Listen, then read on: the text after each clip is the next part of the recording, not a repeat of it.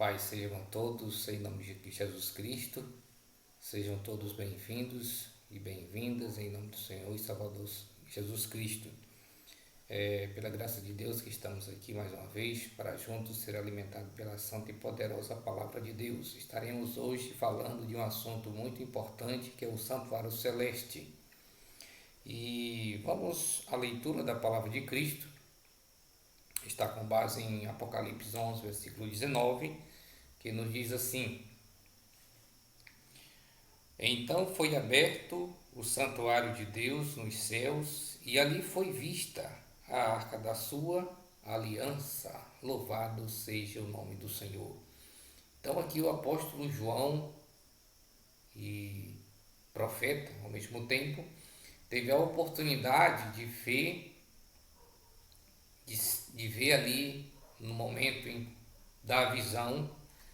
Foi aberto o santuário do céu, está bem claro, e foi vista a arca da sua aliança, assim está escrito na palavra de Deus. Então, queridos irmãos, a arca da aliança, para que nós entendamos, principalmente os nossos amigos ouvintes da palavra de Deus, dentro da arca contém os 10 mandamentos, da mesma forma que era no tempo passado. A arca da aliança foi depositada ali dentro da arca, os 10 mandamentos que foram escritos pelo dedo de Deus. E esses mesmos mandamentos estão lá no céu, como está escrito aqui na palavra de Deus, né? Então, para que nós entendamos melhor este assunto e a importância que ele tem, veja só o que está escrito no livro Evangelismo, página 221. A compreensão correta do ministério do santuário celestial constitui o alicerce de nossa fé. Amém? Deus seja louvado. Que texto maravilhoso! Texto que nos motiva a estudar mais e mais esse tema tão importante que é o santuário celeste. Pois bem, queridos irmãos e amigos ouvintes da palavra de Deus, para que nós entendamos melhor a importância de compreender plenamente este assunto, como diz aqui a palavra do Senhor, todo construtor ou toda pessoa que se dispõe a fazer uma construção, o primeiro processo da construção, os primeiros requisitos da construção, podemos dizer assim, é uma base bem feita, para que a construção, sendo ela grande ou pequena, possa ter bom êxito, possa ter estabilidade.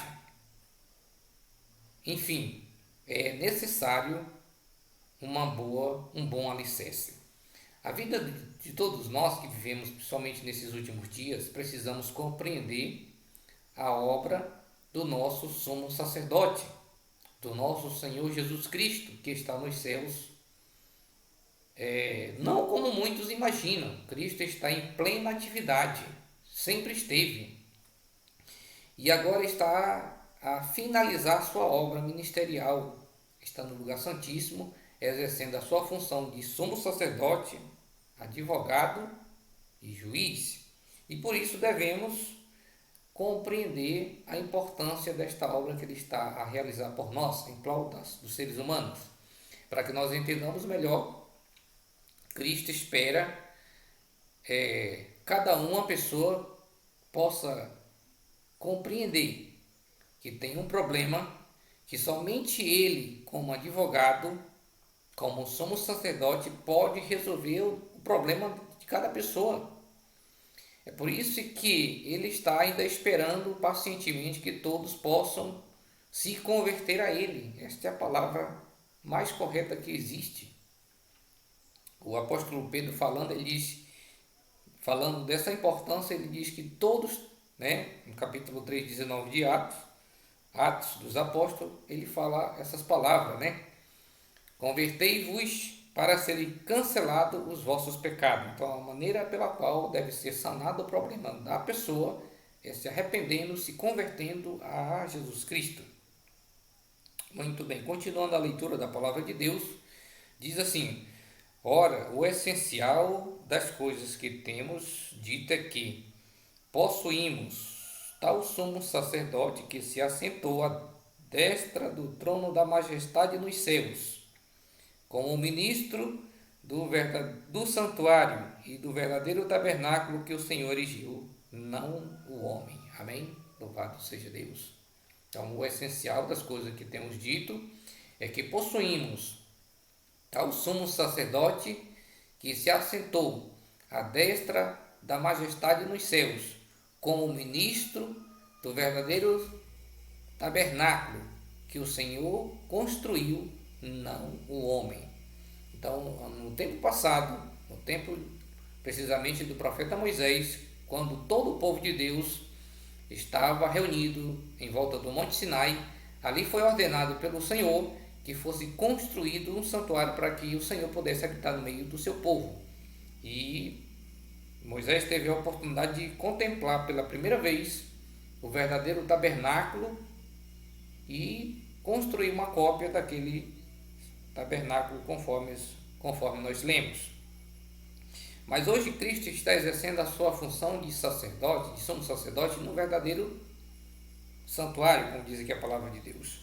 Pois todo sumo sacerdote é constituído para oferecer tanto dons como sacrifício. Por isso era necessário que também esse sumo sacerdote tivesse o que oferecer. Então, antigamente, os sacerdotes, para entrarem neste compartimento, que era o lugar santíssimo, eles não poderiam entrar jamais sem o sangue da oferta. Ele deveria entrar com aquele sangue para oferecer, para fazer a purificação do santuário.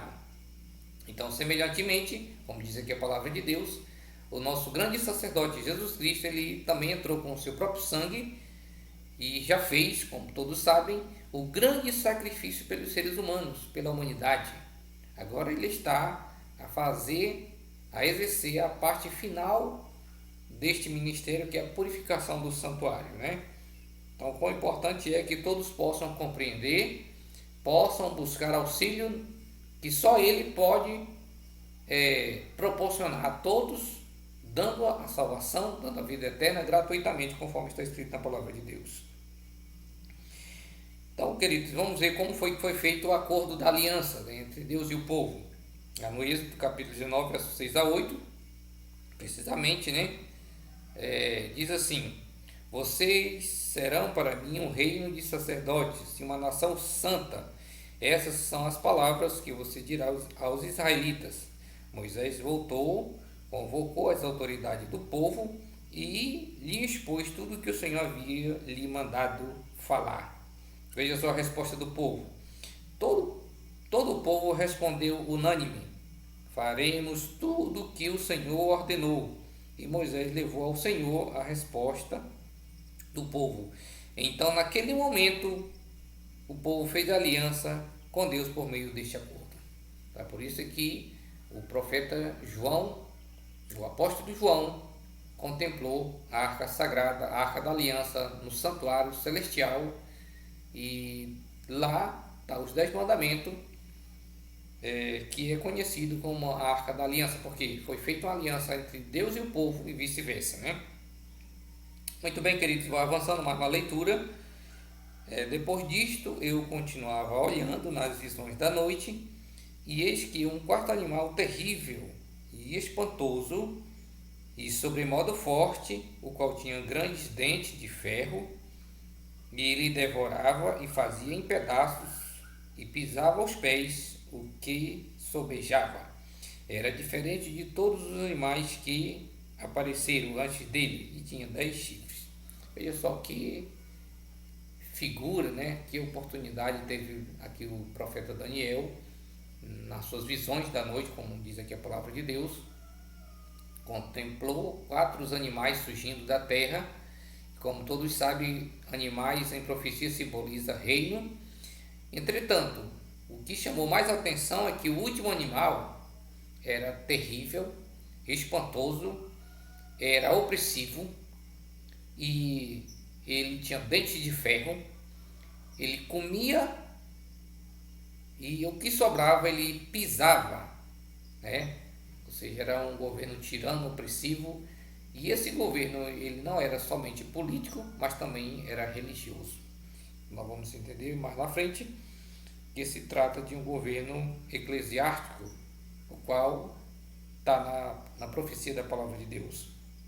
Enquanto eu estava refletindo no chifre, vi um outro chifre pequeno que surgiu entre eles, e dos três primeiros chifres foram arrancados para dar lugar a ele. Esse chifre possuía olhos como os olhos de um homem e uma boca que falava com arrogância. Então surgiu aqui outro cenário aqui de um chifre tomando o lugar de três chifres, ou seja, de um reino tomando o lugar de outros três que já tinham surgido. Esse reino ele tinha olhos como olhos de homem e falava, e tinha uma boca que falava com arrogância, com insolência, falava contra o governo de Deus, né? E ele me disse, Daniel 8,14, até 2.300 tardes e manhã, e o santuário será purificado. Então, para que nós entendamos, há uma profecia, ela já se cumpriu, a boa parte dela, podemos dizer assim, a profecia das 2.300 tardes de manhã.